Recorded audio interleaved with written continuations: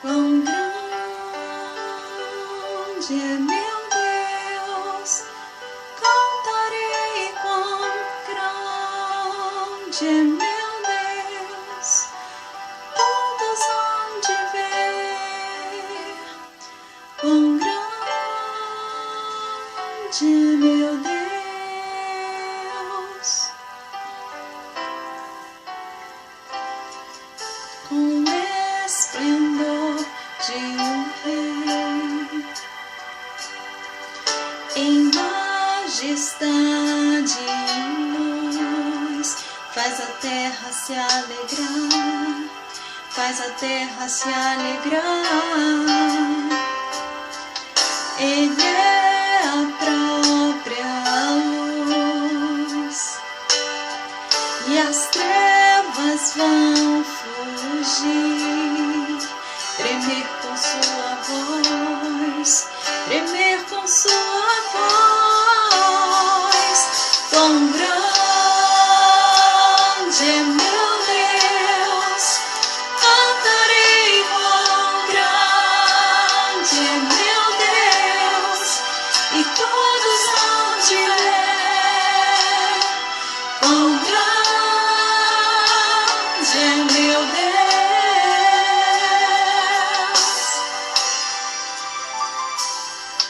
Por gerações Ele é, o tempo está em tuas mãos, o começo e o fim, o começo e o fim. Três se formam em um, Filho, Espírito e Pai, Cordeiro e Leão, Cordeiro e Leão. Quão grande é meu Deus, cantarei quão grande é meu Deus, e todos hão de ver, quão grande é meu Deus.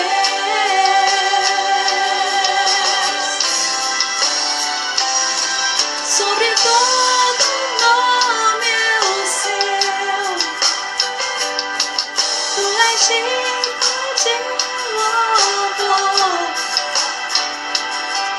Eu cantarei quão grande é meu Deus, é o meu Deus. Quão grande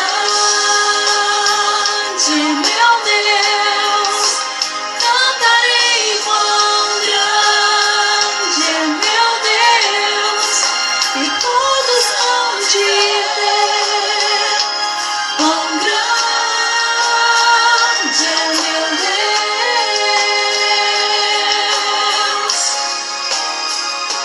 quão grande é meu Deus, cantarei quão grande é meu Deus, e todos hão de ver, quão grande é meu Deus, quão grande é meu Deus. Eu cantarei quão grande é meu Deus, e todos hão de ver, quão grande é meu Deus, é o meu Deus.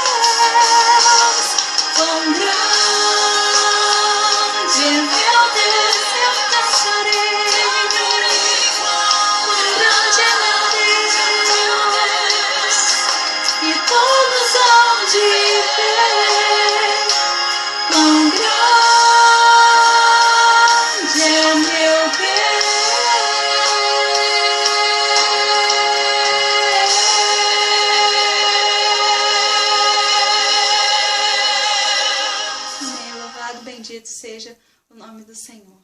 Amém, boa noite. Tão grande é o nosso Deus, e é por isso que nós estamos aqui, para louvar e engrandecer o nome dEle, dizer para Ele que Ele é o nosso Deus, o nosso Senhor e o nosso Salvador. Vamos estar todos fechando os olhos, elevando nosso pensamento ao Senhor e orando nesse momento. Feche seus olhos. Deus, muito obrigada, Senhor, pela bênção da salvação mediante o Teu nome, a aceitação dEle. Te louvamos nessa noite, ó Pai, te engrandecemos porque Tu és grande, ó Pai. Te pedimos que o Senhor possa aceitar esse culto, porque esse culto é Seu e é para Ti, Senhor, que nós estamos aqui, alegres na Tua presença. Fala, Senhor, conosco nessa noite, que almas possam se render aos Teus pés, ó Pai, e Te aceitar como único e eterno Salvador e Senhor. No nome de Jesus que te oro, hoje e para todo sempre. Amém e amém.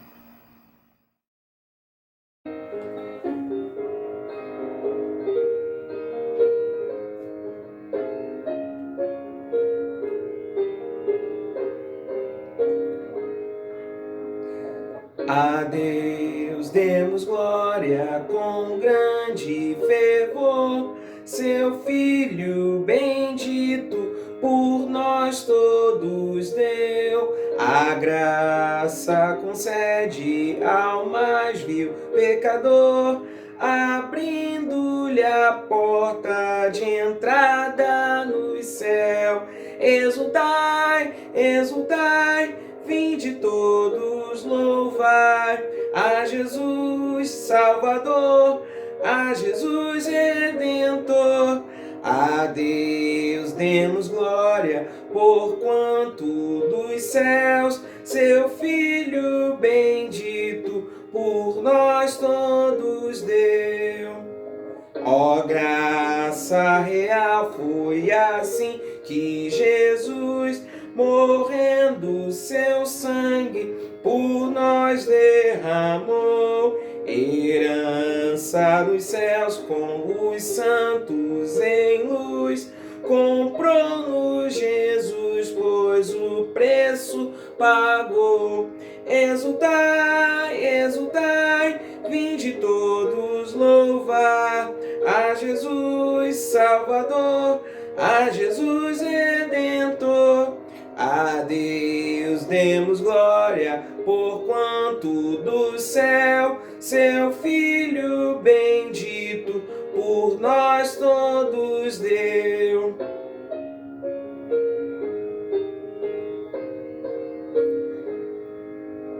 A crer nos convida tal rasgo de amor, nos merecimentos do Filho de Deus. E quem, pois, confia no seu Salvador, vai vê-lo sentado na glória dos céus. Exultai, exultai, vinde todos louvar a Jesus Salvador, a Jesus Redentor. A Deus demos glória, porquanto dos céus seu Filho bendito por nós todos deu.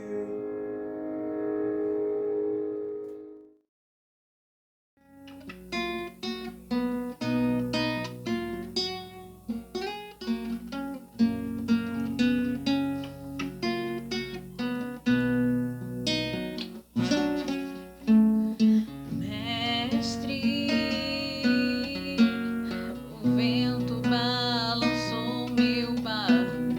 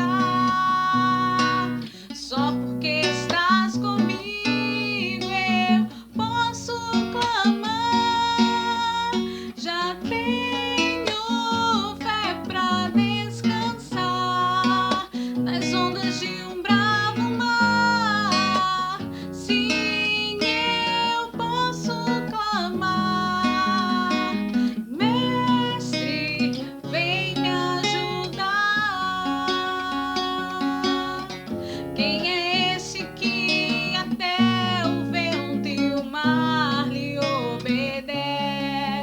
Quem é este que ordena e milagres acontecem? Jesus, este nome toda língua confessará. Jesus, céus e terra se prostram pra ti adorar. Jesus, o presente que Deus enviou pra nós. Jesus, até o vento se cala pra ouvir sua voz. Posso clamar, eu acredito que eu não vou naufragar. Só porque estás comigo eu posso clamar. Já tenho fé pra descansar nas ondas de um bravo mar. Sim, eu posso clamar. Mestre, vem me ajudar. Eu acredito que eu não vou naufragar. Só porque estás comigo eu posso clamar. Já tenho fé pra descansar nas ondas de um bravo mar. Sim, eu posso clamar. Mestre, vem me ajudar.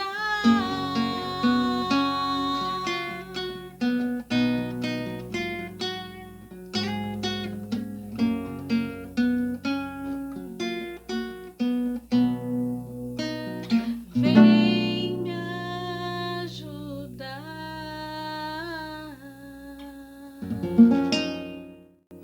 Estaremos agora fazendo leitura bíblica no livro de Salmos, capítulo 100.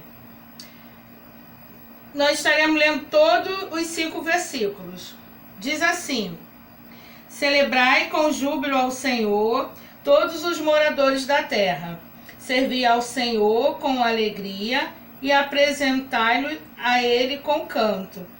Sabei que o Senhor é Deus, foi Ele e não nós que nos fez povo seu e ovelha do seu pasto. Entrai pelas portas dele com louvor e em seus átrios com hinos. Louvai-o e bendizei o seu nome.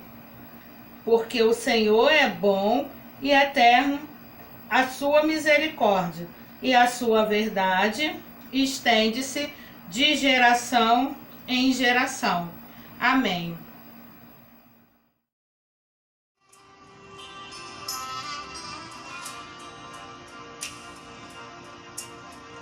Senhor meu Deus, eu não entendo tudo que acontece. A minha fé às vezes esmorece e dá vontade de olhar para trás.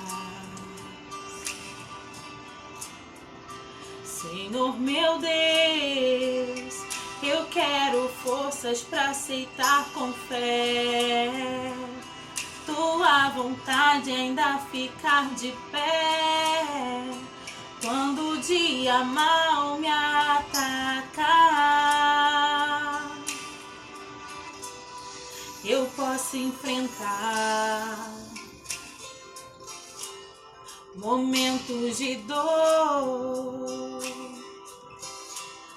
mas isso não vai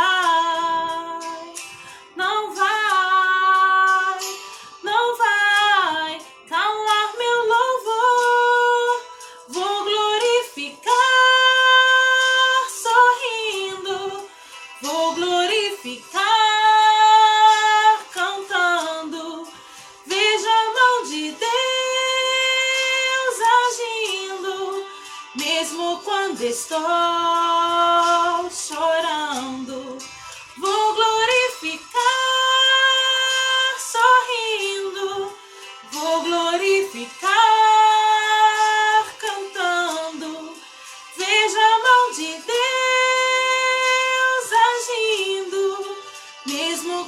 estou chorando.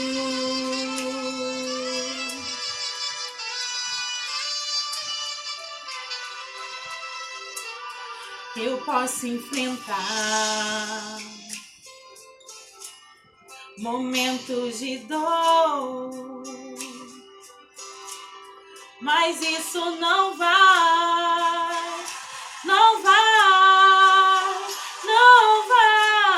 calar meu louvor. Vou glorificar sorrindo, vou glorificar cantando. Veja a mão de Deus agindo, mesmo quando estou chorando. Vou glorificar sorrindo, vou glorificar cantando. Vejo a mão de Deus agindo, mesmo quando estou chorando. Vou glorificar sorrindo, vou glorificar cantando. Veja a mão de Deus agindo, mesmo quando estou chorando. Vou glorificar sorrindo, eu vou glorificar. Veja a mão de Deus agindo, mesmo quando estou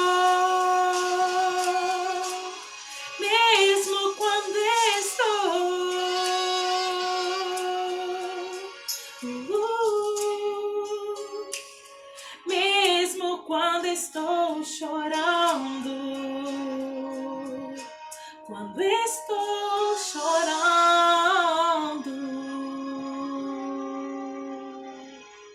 Amém.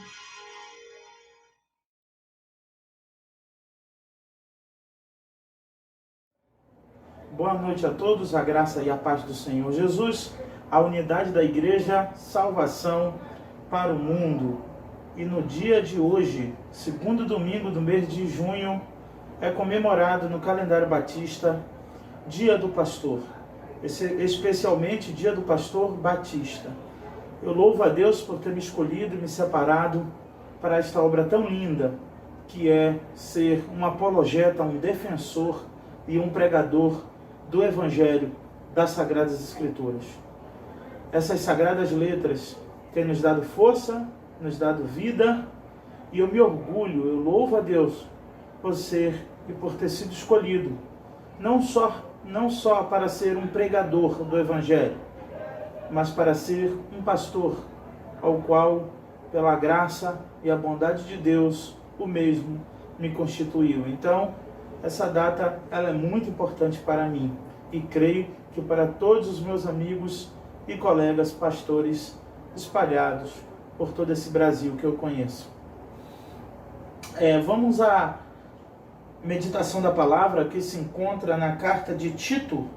Carta de Tito, Paulo escrevendo a Tito, no capítulo de número 1, verso 15. Vamos meditar, e num dia de hoje, numa data como hoje, nada como falar de uma carta como esta, ao qual o apóstolo Paulo teve uma preocupação em escrever e orientar mais um pastor ao qual ele cuidava e ministrava sobre a vida dele, que era Tito.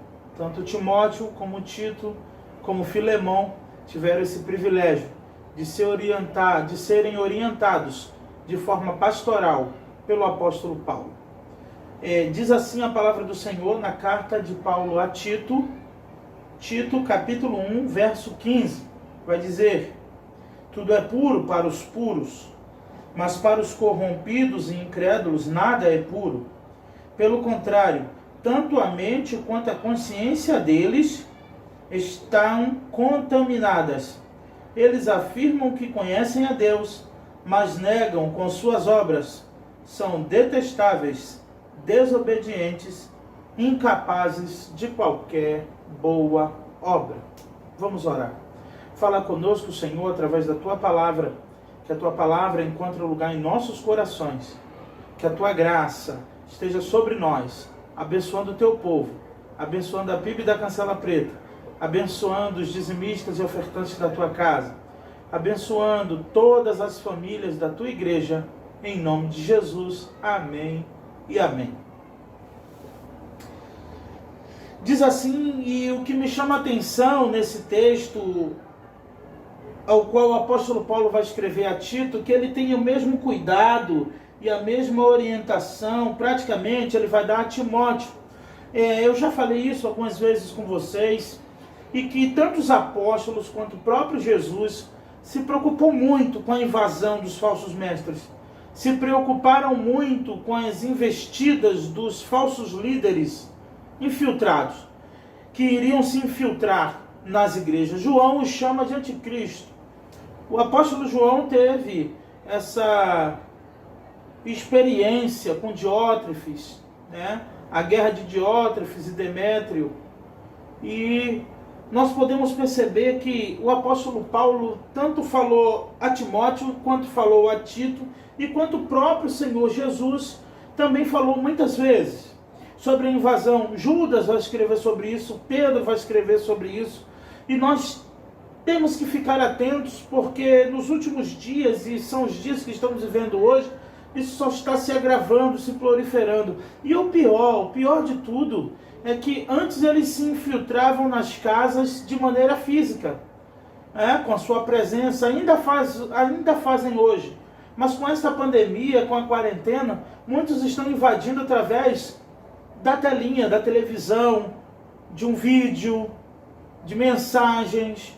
E precisamos estar atentos muito a isso. E como, pastor, eu vou identificar de fato o que é para edificar a minha vida e o que são meros faladores? O que é para edificar a minha vida ou quem são os enganadores? É simples, é só examinar as escrituras em seu contexto e a vida do indivíduo. Se você puder fazer isso, examinar as escrituras, aquilo que está sendo pregado e examinar a vida do indivíduo, assim você já terá uma resposta de cara se isso é de Deus ou não. Às vezes, quando a gente fala de falsos mestres, falsos líderes, a gente pensa que é um estrangeiro, muitas vezes, que vai vir de longe com uma mala e vai se infiltrar e todo mundo vai perguntar de onde é ele, quem é esse? Mas não, irmão, João vai dizer que ele surge do nosso meio. Eles, na verdade, são frutos do meio, que estão ali e que muitos, como Paulo teve a experiência de vivenciar, se corromperam, mesmo depois do ensino apostólico. Então é possível, sim, que a mente do ser humano, a vida seja corrompida, a sua conduta seja extremamente corrompida, a ponto de se tornar um falso mestre. Como? Quando isso começa a entrar em conflito com sua maneira de viver, muitos tentam adequar o evangelho à sua vida e não a sua vida ao evangelho. É o que mais temos visto em nossos dias. Num culto de domingo à noite, talvez, a gente precisaria de uma mensagem mais devocional ou de alguma coisa desse tipo, mas não, irmãos. E hoje, como dia do pastor, eu me sinto na obrigação de falar sobre isso para com a igreja. É que muitos estão adequando o evangelho e forjando, moldando ao seu estilo de vida, e então ele prega o evangelho, mas quando você vai para o evangelho genuíno, está confrontando com a sua própria vida e com a sua própria maneira de viver. E é o que Paulo, escrevendo a Tito, vai dizer. Começa a partir do verso 10, mas eu escolhi o verso 15 e 16 para que a gente apenas não fique só na questão do falso mestre, mas da vida do cristão, para que a gente foque realmente numa vida cristã piedosa diante de Deus. E é por isso a preocupação de Paulo, foi a preocupação de Paulo com Tito, com Timóteo, com Filemão, foi a preocupação de Pedro com a senhora eleita, foi a preocupação de Judas, foi a preocupação de Tiago, foi a preocupação de João, foi a preocupação dos apóstolos e a de Jesus, que disse: ferirei o pastor e as ovelhas ficarão dispersas. Jesus disse depois da minha saída surgirão muitos lobos no meio de vós. Foi o próprio Jesus quem falou isso. Isso não é uma doutrina nova, isso na verdade é a palavra de Deus. No Novo Testamento tem mais referências aos cuidados com os falsos mestres, falsos líderes, infiltrados, faladores, sonhadores, contadores de fábulas, do que falando do próprio adversário das nossas almas, que é Satanás. Então os textos fazem mais uma referência a ter um cuidado com os falsos mestres do que com o próprio Satanás, que é o nosso arqui-inimigo, e que realmente temos que combatê-lo e vencê-lo, e só Deus poderá nos ajudar. Então no verso 15 do capítulo 1, depois de dizer a Timóteo: olha, eu te deixei em Creta para pôr em ordem as coisas que estavam faltando, para que de cidade em cidade você venha constituir presbítero. E além de dizer aqui as qualificações do presbítero, é muito importante que venhamos entender aquilo que é a palavra de Deus. Então, lendo o verso 15 e 16, que é o que eu vou fazer a exposição, eu vou ler o contexto para que os irmãos possam entender de maneira mais clara, mas eu vou apenas fazer a exposição do 15 e do 16. No verso 5 e diante, Paulo vai dizer a Timóteo, a Tito assim: por isso que eu te deixei em Creta, para que pusesse em boa ordem o que faltava, e que em cada cidade estabelecesse presbíteros, como já te ordenei. Alguém que seja irrepreensível, marido de uma só mulher, que tenha filhos crentes, não sejam acusados de libertinagens, nem desobedientes.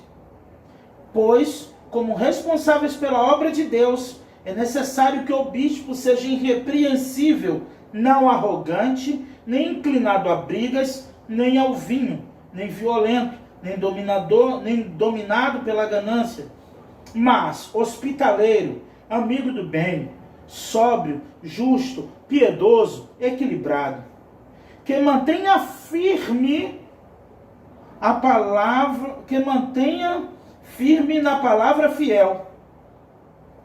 Que ele se mantenha firme na palavra fiel, conforme a doutrina. Verso 9.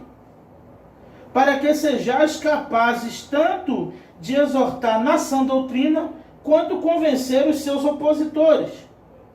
Aí ele explica o porquê, ele orienta isso a Tito, ele explica o porquê ele orienta e ele dá a categoria, ele dá os pré-requisitos para o presbítero, para o pastor.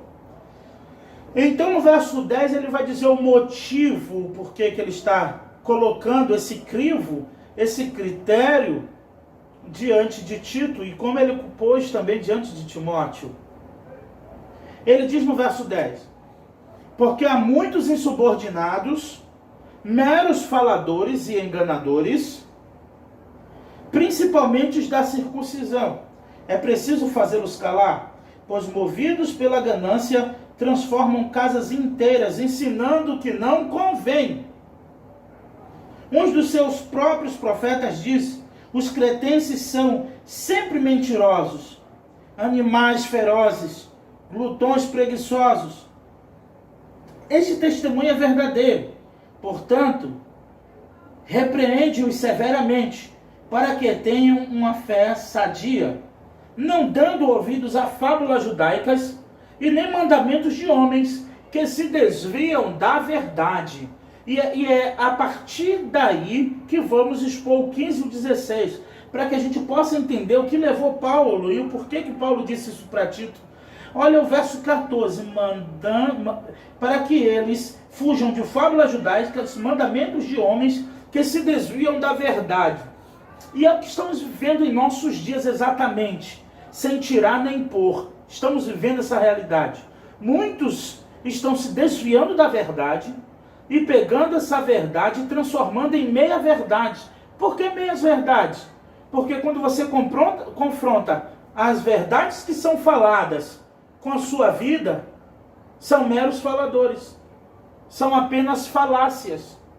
E precisamos estar atentos a isso. Precisamos estar atentos porque nem tudo é o que parece, nem tudo que parece é. Vocês lembram da experiência de Samuel lá no primeiro livro de Samuel, no capítulo 16, quando Deus manda Samuel ir à casa de Jessé para poder escolher o novo rei. Quando Jessé chega e conta e manda reunir os filhos, então chega Joabe, o mais velho de Jessé. Provavelmente pensando por ser ele o mais velho, ele tinha boa aparência, era soldado e tinha quase a mesma aparência de Saul, do rei antigo, em estatura, em formosura, né? Os ombros largos, e ele era muito bonito, por sinal. Então, quando ele chega à casa de Jessé, que ele vê Eliabe, então ele logo rapidamente ele pensa: esse é o rei de Israel, esse na verdade é o rei que Deus escolheu. E aqui fica muito claro no verso 6 do capítulo 16. Quando entraram, Samuel viu Eliabe e pensou: certamente esse é o ungido do Senhor. Mas o Senhor disse: não dê atenção à aparência, Samuel, porque Deus não vê como o homem vê, Deus vê o coração. Você vê a aparência e Deus vê o coração. Estamos vivendo dias terríveis de aparência, onde o que parece que é, mas não é. Nem tudo é o que parece. E precisamos pedir a Deus, através da sua palavra, para que abra a nossa mente e o nosso coração.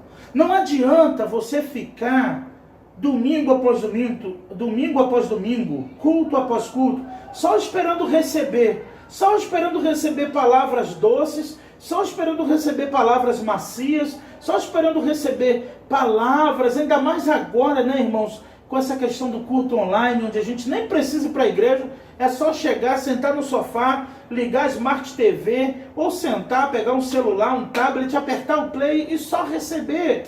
Não precisa nem sair de casa. Amém. Isso é o que temos para esse momento. Deus seja louvado mesmo nessas circunstâncias.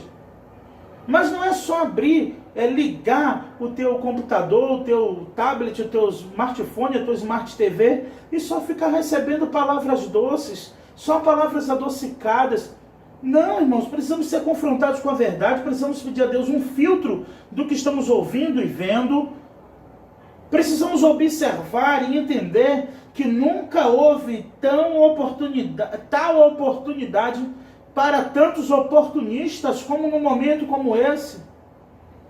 É só ficarmos atentos. Olha o que vai dizer o verso 15. E eu já vou caminhar então também para o 16. Tudo é puro para os puros, mas para os corrompidos e incrédulos nada é puro.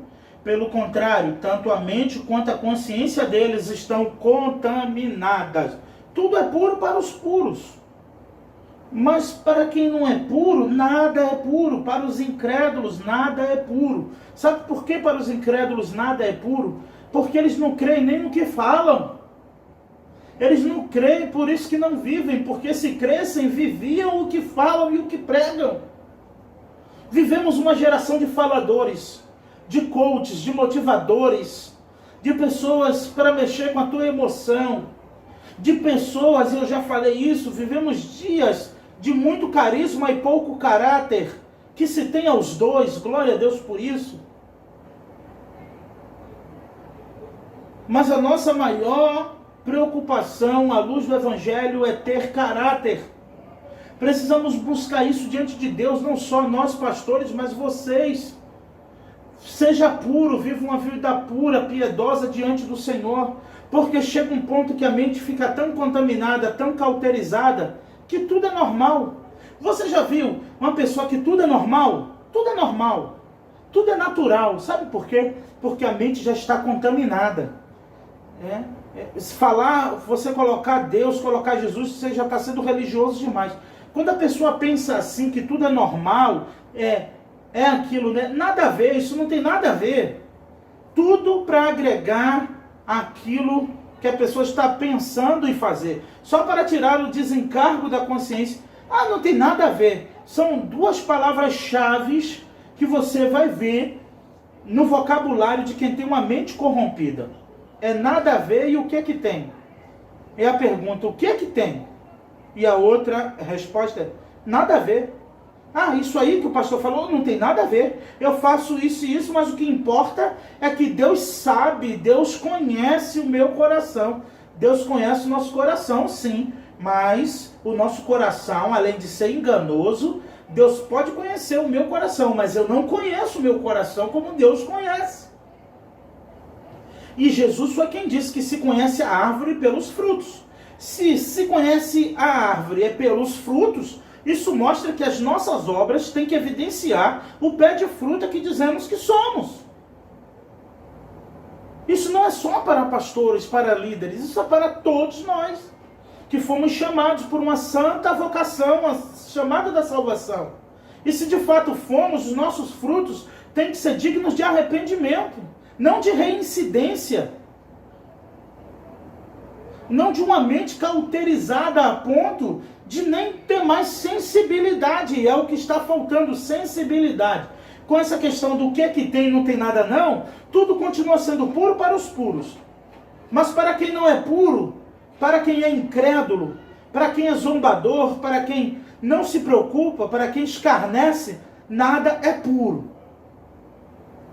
É o sarcasmo. Estamos vivendo a época do sarcasmo. As pessoas disfarçam numa ironia, em um tom ironioso, em um tom de ironia, ali o seu sorriso, mas na verdade é para fugir da responsabilidade que aquelas implicações, que aquelas verdades que estão sendo ditas apontam. Então usam um certo tom de ironia, de deboche para escarnecer. Por quê? Para desprezar a verdade que está sendo dita. Precisamos estar atentos a isso. Precisamos pedir a direção de Deus sobre isso em nossas vidas, porque tudo é puro para os puros e continua sendo puro para os puros. Por isso que a palavra de Deus vai dizer, quem é limpo, limpe-se mais.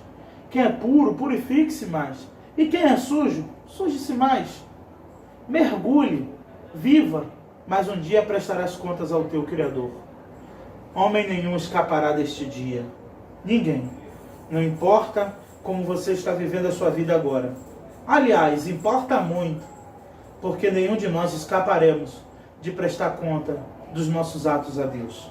Então Paulo, depois de apresentar as características do verdadeiro líder, depois do falso mestre, dos falsos mestres, ele vem dizendo agora o que de fato, o efeito que de fato isso traz. Tudo é puro para os puros, mas para os corrompidos, e os corrompidos, é isso, quando corrompidos, dá a ideia realmente de uma pessoa que não era e passou a ser. E muitos começaram tão bem. E quem te impediu de avançar? Quem te impediu, meu irmão, minha irmã, de ser santo? Por que você culpa alguém porque não consegue manter a tua santidade? Porque a culpa é de alguém se você não consegue se firmar no Evangelho, se você não consegue se firmar na igreja? Por que é culpa dos outros que a sua família não está no Evangelho?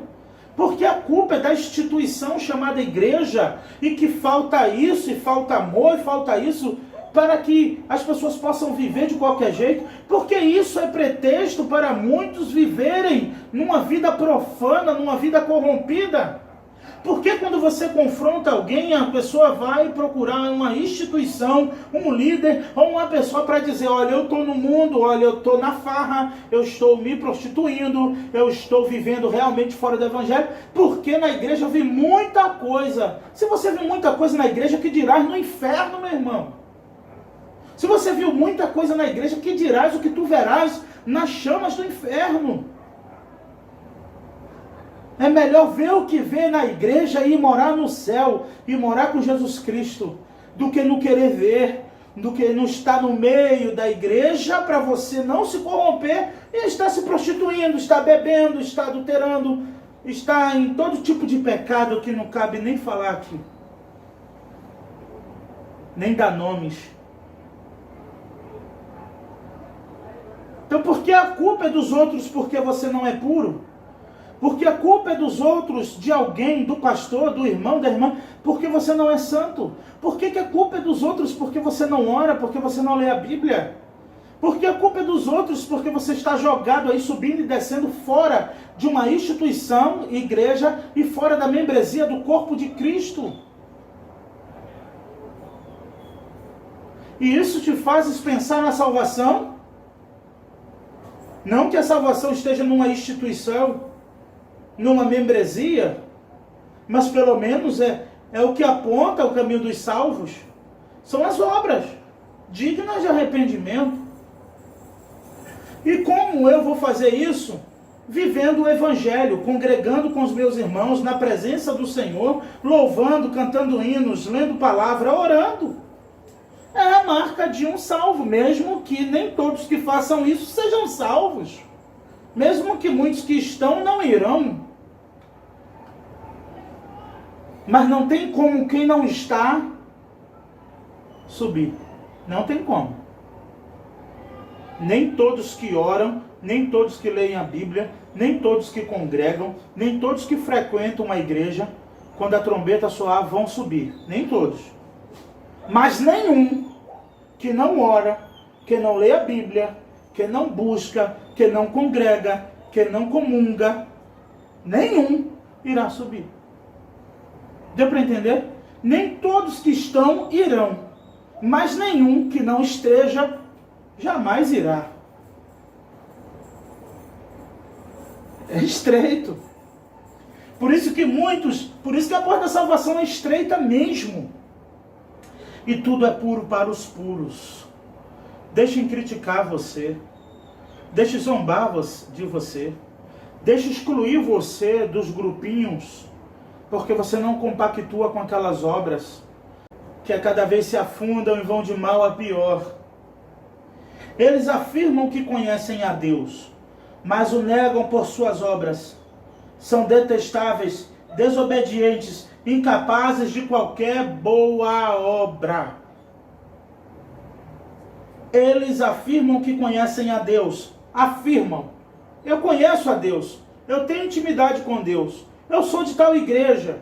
Eu faço isso. Eu sou pastor há tanto tempo. Eu sou o cara. Eu sou o mega pastor. Sou o pastor, super pastor de pastor. Eu sou pastor de pastor. Eu sou daquela igreja há tantos anos. Eu sou batista não sei quantos anos. Eu conheço a Deus porque desde tal ano tal eu estou na igreja. Isso não é credencial para ninguém não. Olha o que as escrituras dizem. Eles afirmam que conhecem a Deus. Afirmam veementemente, eloquentemente, categoricamente. Eu conheço a Deus. Mas olha o que a continuidade do versículo vai dizer. Mas o negam em suas obras. O negam em suas obras. Dizer que conhece a Deus é uma coisa. E viver Deus em sua vida é outra. Eles dizem que conhecem a Deus, como muitos dizem que conhecem. Mas negam com sua própria vida. A sua própria existência já nega que eles conhecem a Deus. O seu próprio estilo de vida. Não de erro, porque eu caía do homem e eu levantai de Deus, mas de uma vida de pecado, de uma vida profana, de uma vida longe da presença de Deus, mesmo afirmando que conhece a Deus. Mas o coração dele é desviado, a mente dele é desviada. As atitudes, a vida, eles negam a Deus com suas obras. As suas obras quebram com tudo. As suas obras jogam tudo a perder. O seu estilo de vida, a sua vida, põe tudo por água abaixo. Não me convence. Não convence o Evangelho, não convence a Bíblia, não convence a Deus, e a mim muito menos. mas dizem que conhecem a Deus, afirmam que conhecem a Deus. Você que está me ouvindo nesta noite, se você diz e você afirma que conhece a Deus, eu vou te fazer essa pergunta antes de você afirmar. Você conhece a Deus? Jó, depois de tanta experiência com Deus, ele diz no final, no 42, antes eu te conhecia só de ouvir falar, hoje os meus olhos te veem. Jó só conheceu realmente a Deus depois da experiência terrível que ele teve. De perder os 10 filhos, de perder riqueza, de perder tudo. E ele diz, hoje os meus olhos te veem, hoje eu afirmo que eu te conheço. Você conhece a Deus? Amém. E as suas obras? A sua vida? O que você faz no dia a dia? O que você diz? O que você canta? O que você fala? O que você faz?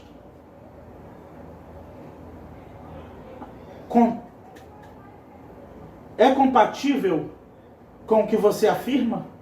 Mesmo que ninguém veja, tem um que tudo vê. Eles afirmam que conhecem a Deus, mas negam por suas obras. A outra parte que Paulo, escrevendo a Tito, vai dizer, são abomináveis. Olha que afirmação forte Paulo faz a Timóteo. São abomináveis. São abomináveis, são detestáveis. Eles são desobedientes e incapazes de qualquer boa obra. Entenda, boas palavras não significam boas obras. Precisamos sim ter boas palavras. Eu não estou me referindo a um bom vocabulário. Eu não estou me referindo aqui à retórica, ou à oratória, ou à dicção.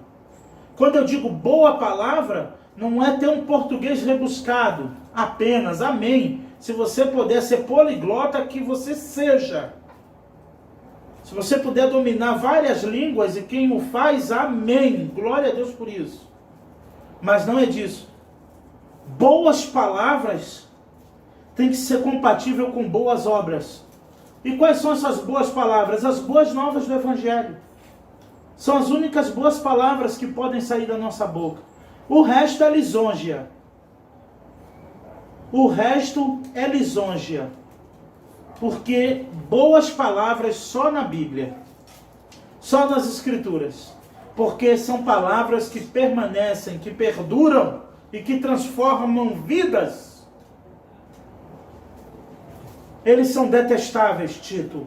Eles são abomináveis. Porque eles são desobedientes. E são incapazes. São desprovidos da capacidade de praticar boas obras. Já viu aquela pessoa que não tem uma boa coordenação motora? Tudo quebra, tudo que cai da mão, tudo que pega quebra, um copo. A pessoa diz assim, tem a mão furada. Ele é mais ou menos assim no sentido espiritual. Incapaz, ele é desabilitado a fazer as boas obras. Só inclinado para o mal. Mas para as boas obras ele não consegue. Que você não seja assim. Que você seja uma pessoa pura, que vive e busca a pureza em Cristo Jesus. Através da pregação, através da meditação, através das orações. Através da palavra de Deus. Porque quem nos purifica, quem nos santifica, é a palavra. Jesus diz em João 17:17, santifica-os na verdade. A verdade é a tua palavra. Ele diz no Evangelho de João, no capítulo 13, a Pedro, dizendo, se eu não te lavar, tu não tem parte comigo. Mas na verdade todos vocês já estão lavados pela palavra que eu vos tenho pregado. Que a palavra desta noite, a mensagem desta noite, tenha servido para lavar a tua consciência, para lavar os teus ouvidos, para funcionar como colírios aos teus olhos, para lavar teu coração de toda injustiça e para te purificar mais um pouco. Que você possa ter a sensação agora, a mesma que eu estou tendo, de que há mais um culto assistido, mais um culto adorando a Deus, mas um culto participando da adoração com o Senhor.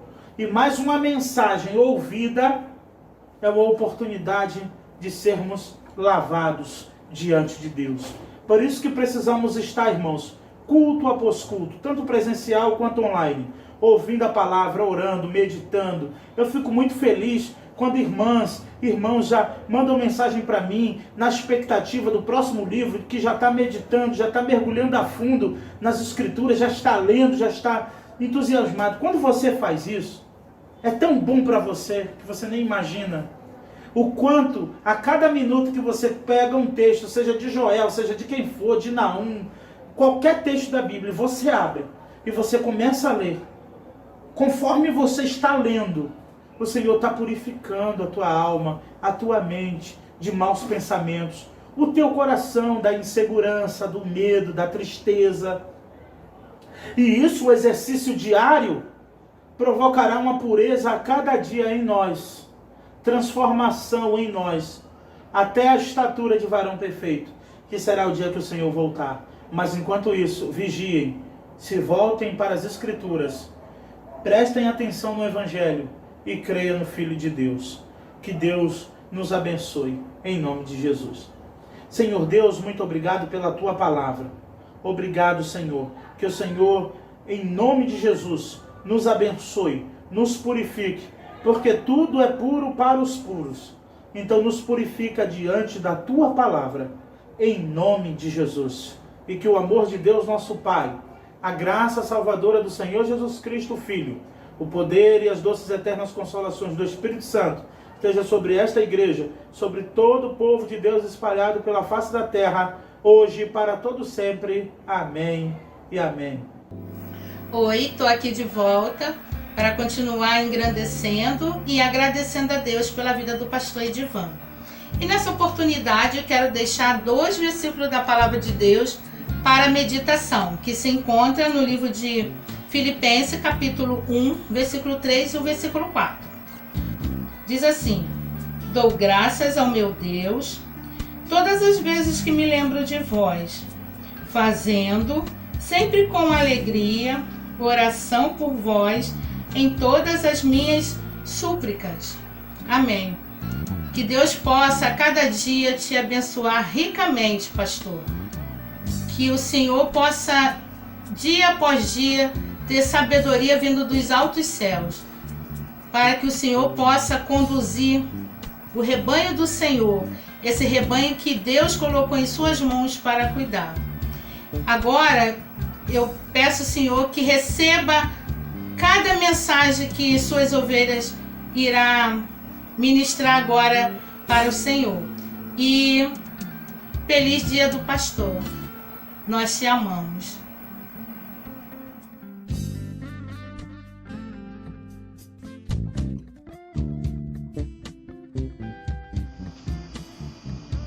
Pastor Edivan, existe alguém que, sendo homem, luta com todas as forças para seguir as pisadas do grande mestre, para ser semelhante a ele, que se esmera no cumprimento do dever para dar bom exemplo, que está sempre pronto a ofertar uma palavra orientadora e transmitir santos ensinamentos. E esse alguém é você, pastor. Que o Senhor continue sendo essa pessoa que explica, que fala da palavra de Deus com tanto amor, com tanto carinho, e que faz com que nós, suas ovelhas, entenda claramente o recado de Deus para nossas vidas.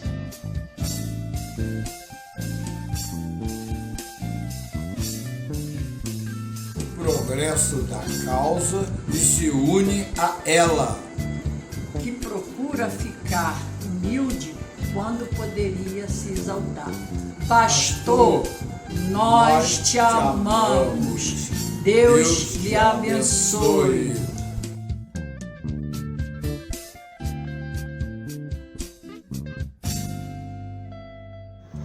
Que muitas vezes passa a noite mal dormidas, preocupado com as responsabilidades que lhe pesam sobre os ombros, que quase sempre deixa de desfrutar a companhia da sua esposa e de seus filhos para cumprir a tempo e a hora os compromissos que a causa lhe impõe. Pastor, Deus continue lhe abençoando o seu ministério, que nos momentos que o Senhor estiver fraco, que o poder de Deus venha se aperfeiçoar sobre a sua vida, assim como fez na vida do apóstolo Paulo. Deus abençoe o Senhor ricamente, continue abençoando o seu ministério. Deus lhe abençoe.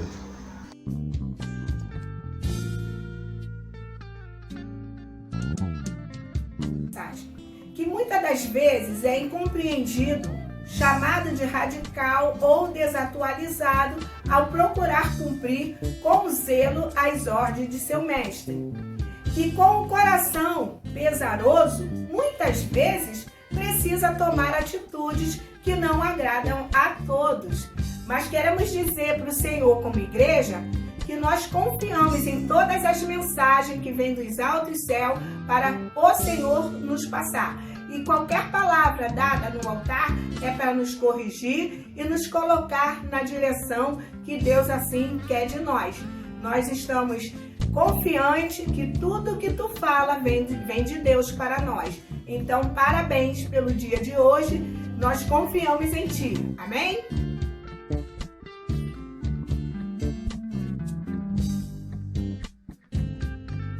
O ser humano e sensível muitas vezes sente com tristeza a ausência do afeto e do respeito que alguns lhe negam.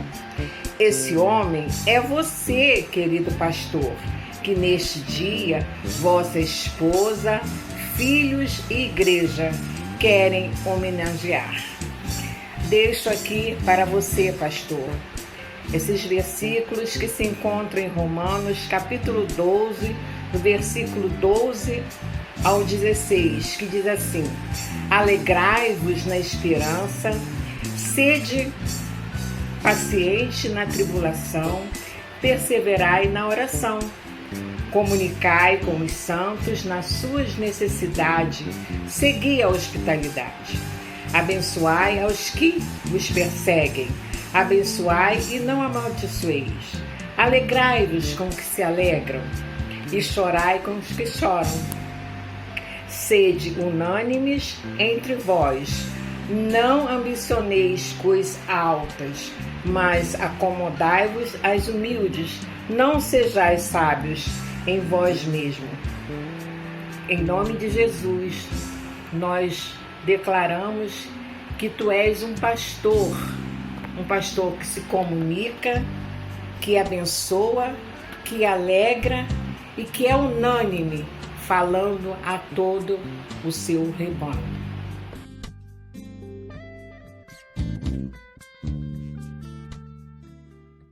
Parabéns, pastor Edivan. Nós chamamos. Que Deus abençoe a tua vida. Parabéns, pastor Edivan. Que o Senhor possa estar continuando te capacitando para você guiar esse rebanho lindo, que é a PIBCP, e abençoando a sua família.